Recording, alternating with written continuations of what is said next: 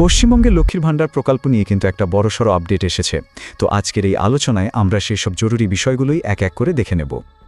আচ্ছা, এই প্রকল্পের যারা সুবিধা পান তাদের মনে এখন যে প্রশ্নটা সবচেয়ে বেশি ঘুরপাক খাচ্ছে সেটা হলো ফেব্রুয়ারি মাসের টাকাটা অ্যাকাউন্টে ঢুকবে কবে।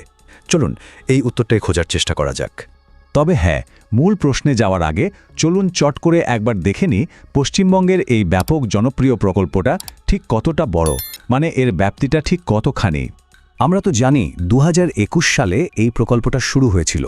এর প্রধান লক্ষ্যটাই ছিল রাজ্যের 25 থেকে 60 বছর বয়সী মহিলাদের হাতে সরাসরি আর্থিক সাহায্য তুলে দেওয়া, যাতে তারা আরও একটু স্বনির্ভর হতে পারেন। আর এখনকার কথা যদি বলি, প্রতি মাসে 2,21,00,000-রও বেশি মহিলা এই প্রকল্পের সুবিধা নিচ্ছেন। ভাবুন একবার, মানে পশ্চিমবঙ্গের জনসংখ্যার একটা বিশাল অংশ কিন্তু সরাসরি এর সঙ্গে জড়িয়ে। টাকার অঙ্কটা কিন্তু এর আগেও একবার বেড়েছে।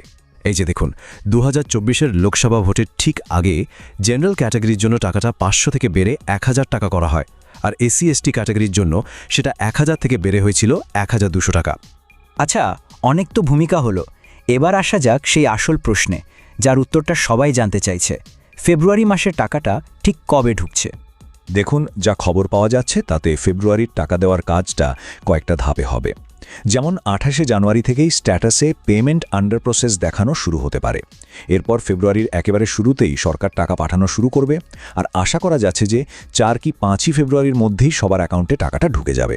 তবে হ্যাঁ, একটা কথা কিন্তু মাথায় রাখতে হবে, এই যে টাইমলাইনটা বলা হলো, এটা কিন্তু বিভিন্ন সূত্রের রিপোর্টের উপর ভিত্তি করে, মানে সরকারিভাবে কিন্তু এখনও কোনো নোটিশ আসেনি।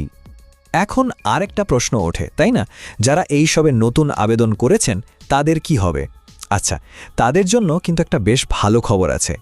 খবর যা বলছে তাতে যারা নতুন আবেদন করেছেন তারাও সম্ভবত এই ফেব্রুয়ারি মাস থেকেই টাকা পেতে শুরু করবেন। আর শুধু লক্ষ্মীর ভাণ্ডারই নয়, যারা অন্যান্য সরকারি পেনশন পান, যেমন ধরুন বার্ধক্য ভাতা, বিধবা ভাতা বা প্রতিবন্ধী ভাতা, তাদের টাকাটা সম্ভবত ফেব্রুয়ারির 10 তারিখের পর থেকে দেওয়া শুরু হবে। বেশ, এবার চলুন এই আলোচনার সবচেয়ে ইন্টারেস্টিং পার্টটায় যাওয়া যাক। একটা জোর জল্পনা কিন্তু চলছে যে প্রকল্পের টাকার পরিমাণ নাকি আবারও অনেকটা বাড়তে পারে। চলুন বিষয়টা একটু খতিয়ে দেখি। গুঞ্জনটা ঠিক কি? শোনা যাচ্ছে মাসিক ভাতার পরিমাণ নাকি একেবারে দ্বিগুণ থেকে 2.5 গুণ পর্যন্ত বেড়ে যেতে পারে। ভাবুন একবার, এটা যদি সত্যি হয় তাহলে তো একটা বিরাট বড় পরিবর্তন হবে। তাহলে টাকার অঙ্কটা ঠিক কেমন দাঁড়াতে পারে?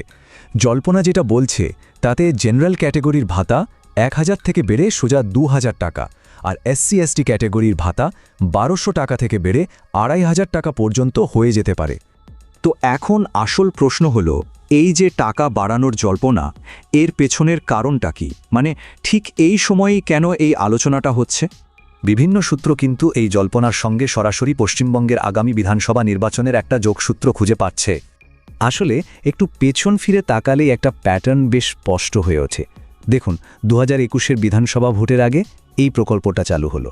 তারপর 2024-এর লোকসভা ভোটের আগে টাকার অঙ্কটা বাড়ানো হলো, আর এখন আবার পরের বিধানসভা ভোটের আগে টাকা বাড়ানোর জল্পনাটা মাথাচাড়া দিচ্ছে। তাহলে শেষ প্রশ্নটা এটাই, এই যে একটা নির্বাচনী প্যাটার্ন দেখা যাচ্ছে, সেটা কি আবারও সত্যি হতে চলেছে? আর যদি হয় তাহলে পশ্চিমবঙ্গের রাজনীতি আর অর্থনীতিতে এর প্রভাব ঠিক কতটা গভীরে পড়বে? এখন কিন্তু সেদিকেই সবার নজর থাকবে।